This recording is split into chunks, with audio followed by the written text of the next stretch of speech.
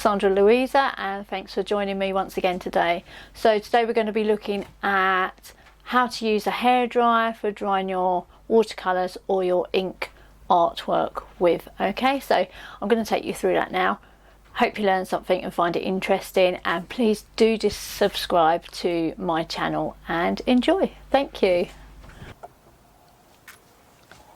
Okay, so now I'm going to show you about using a hairdryer to dry your artwork with. This is just a standard hairdryer that I use for my hair as well as drying my paintings. I would just use it to dry your watercolours or your inks. I wouldn't use it to dry any other type of paint particularly.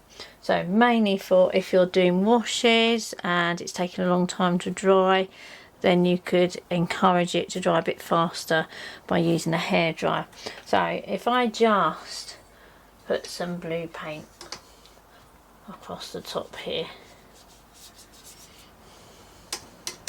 with my large brush. Okay, now that you can see that's got quite a lot of paint on there. It's quite wet. Okay, you can see it's quite wet. It's not taped down, it's starting to buckle upwards. So what I would say is you can put it on sort of like a medium setting if you have different settings on yours.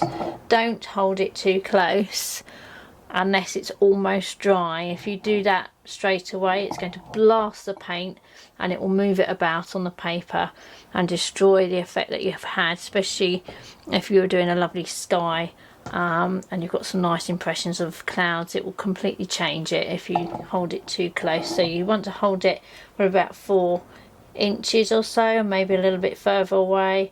So you know, maybe sort of 15 to 20 centimeters, 4 to 6 inches, somewhere around there. So I've just turned that on first.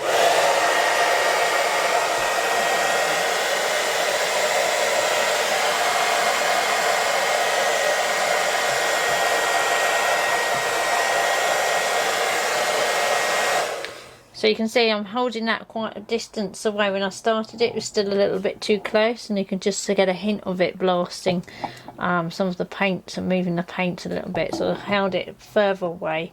You want to sort of sweep it across rather than using it in one spot as well. So you're sweeping it across, treating the area as a whole. That is the best thing to do. Okay, so not to hold it close, but to bring it quite far away and treat it evenly. So I'll just carry on doing that now, and then you can see the finished result. So it doesn't want to be too close, nice and far away. So just to show you what would happen then if I dried it and it was far too close, it gives you an idea of what would happen.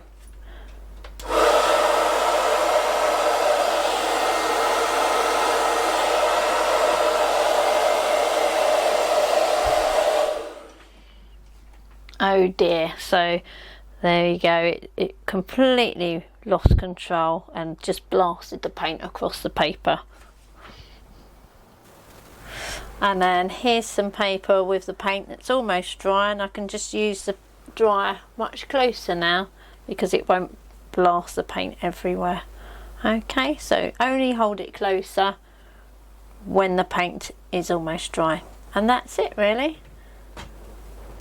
You'll most likely want to use or need to use a hairdryer if you're working very quickly, and if it's not very hot dry weather, in which case if it's cool damp sort of weather, air conditions, then you'll be more likely to need to use a hairdryer to dry your work.